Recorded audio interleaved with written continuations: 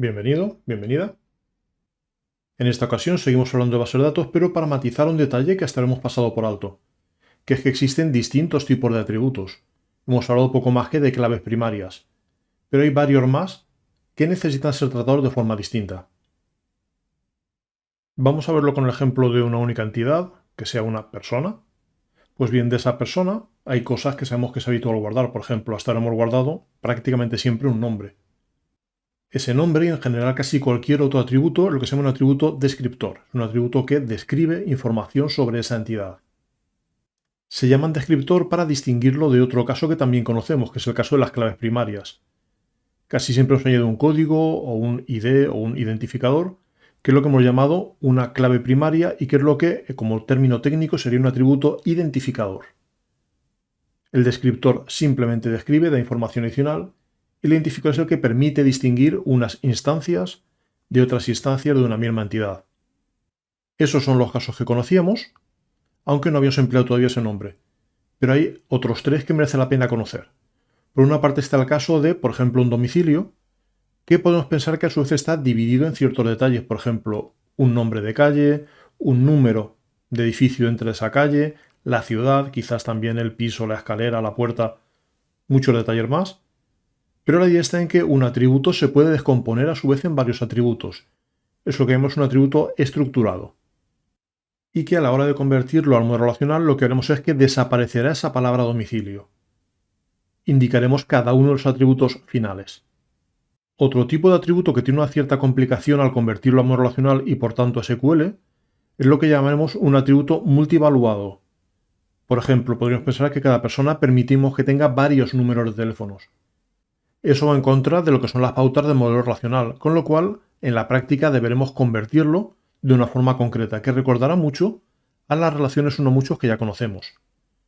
Este tipo de atributos lo llamaremos multivaluados. Pero insisto, por lo general deberemos esquivarlos porque su implementación no va a ser trivial.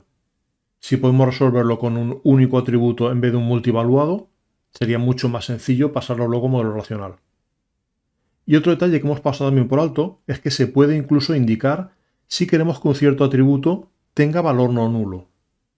Y eso se suele indicar con un circulito en el conector que enlace ese atributo con la entidad de la que proviene.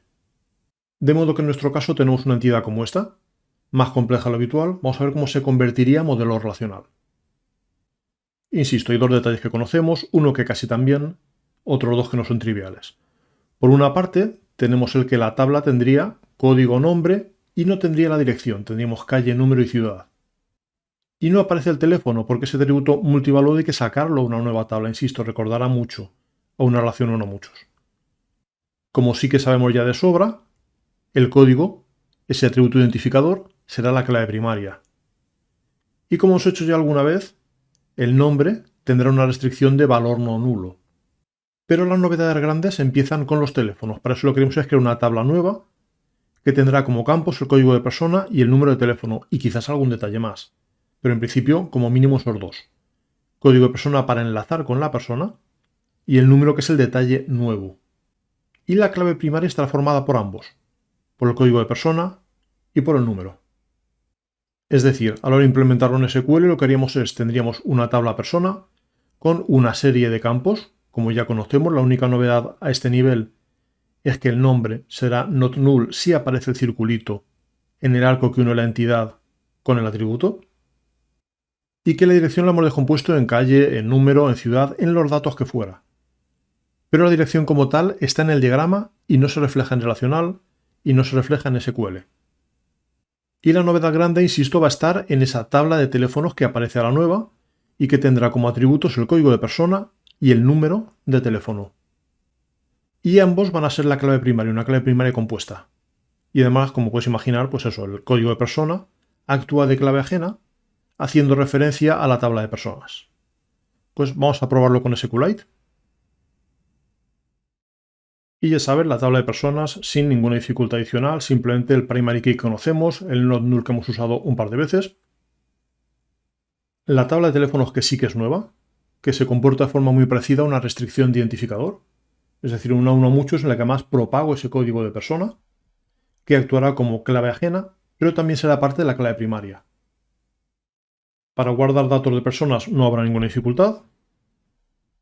Y los de teléfonos, insisto, recordarán mucho una relación uno a muchos, en el sentido de que tengo el código que recibo, el código de persona, más el dato que a mí me interesa en cada caso, y que ambos actúan como clave primaria. Y el mostrar datos será muy similar a ese caso de las relaciones uno a muchos.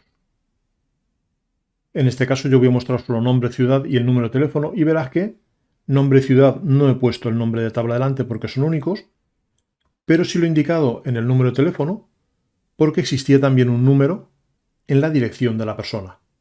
Por eso el campo número sí que hace falta cualificarlo, sí que hace falta indicar de qué tabla proviene. Pero el resultado sería simplemente así. Manuel vive en Madrid y tiene un número de teléfono, María vive en Lima y tiene 2 números de teléfono. Pero como siempre te toca practicarlo, un ejemplo muy parecido, vamos a pensar por ejemplo en estudiantes, de modo que cada uno tenga su código, que ya sabes va a ser la clave, su nombre, que como será habitual en el mundo real no debería ser nulo, la fecha de nacimiento, que es la que va a estar formada por varios datos distintos, por ejemplo por 3 datos numéricos, un día, un mes y un año, y nos puede interesar también qué titulaciones previas tenía antes de estudiar con nosotros. Y puede tener varias, con lo cual sería un atributo multivaluado que tendrás que descomponer en 2 tablas. Ya sabes, como siempre, con esas ideas debes crear la entidad de relación, convertir a modelo relacional, crear la tabla, realmente van a ser 2 tablas, la original y la que aparece a raíz de ese multivaluado, añadir datos y obtener esos datos posteriormente.